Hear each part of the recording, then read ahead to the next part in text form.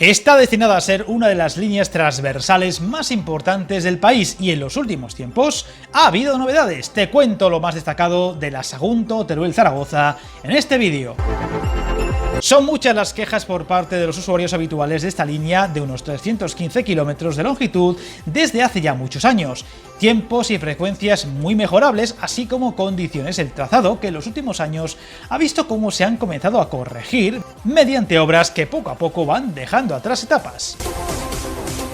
La línea ferroviaria entre Sagunto y Zaragoza sigue sumando nuevas inversiones dentro del plan marcado por el Ministerio de Transportes para su modernización, una reivindicación histórica de la sociedad civil y de los empresarios valencianos y aragoneses, en especial de la provincia de Teruel, por su ya famoso aislamiento en cuanto a infraestructuras.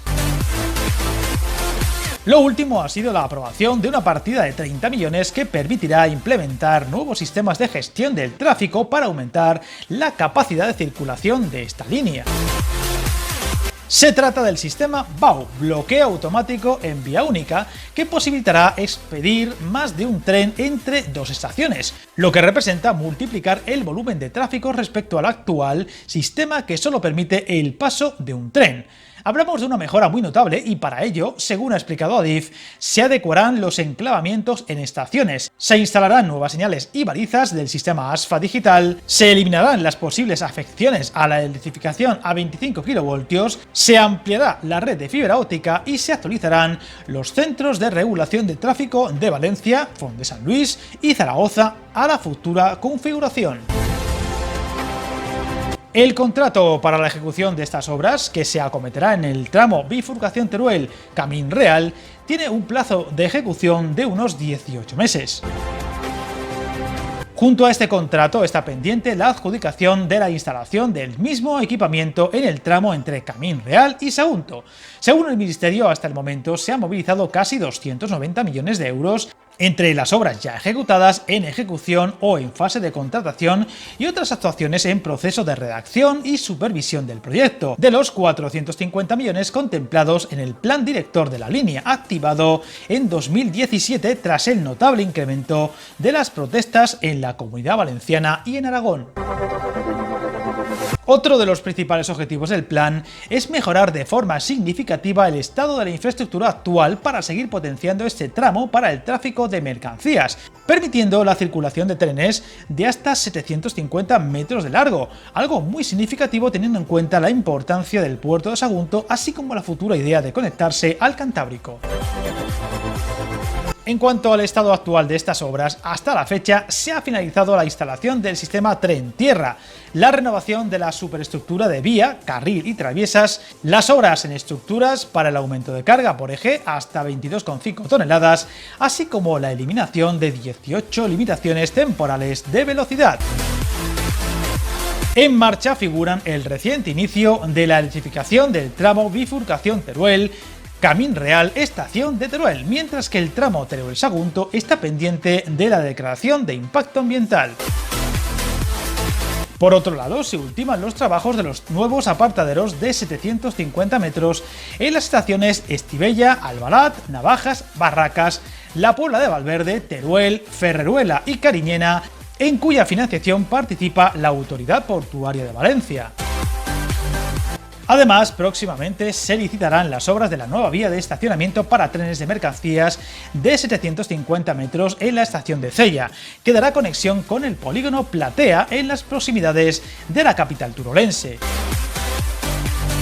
Hay que destacar la complejidad de cualquier mejora en esta línea, debido sobre todo al tramo ya en Teruel, muy montañoso y con una vía ya muy anticuada y necesitada de muchas mejoras prácticamente en todos sus detalles, recordando además que da servicio a muchas localidades intermedias. Otro detalle destacable es que en un futuro no muy lejano supondrá conectarse a la alta velocidad del corredor mediterráneo, acercando mucho más a Zaragoza o Teruel, ciudades como Castellón, Valencia, Alicante o Murcia, algo que os hablé más al detalle en un reciente vídeo sobre la trascendental obra del corredor mediterráneo. A lo largo de este año se licitarán las obras para adecuar las dimensiones de 19 túneles y 44 pasos superiores a las características del futuro sistema de electrificación, y también está previsto licitar próximamente el proyecto de actuaciones complementarias entre Teruel y Sagunto, que incluye obras de mejora de drenajes y cunetas, sustitución de traviesas y operaciones en la capa de balasto en vías de apartado y puntos determinados del trayecto, junto con el carril, limpieza de cruces de acequias y renovación de 2 tramos metálicos.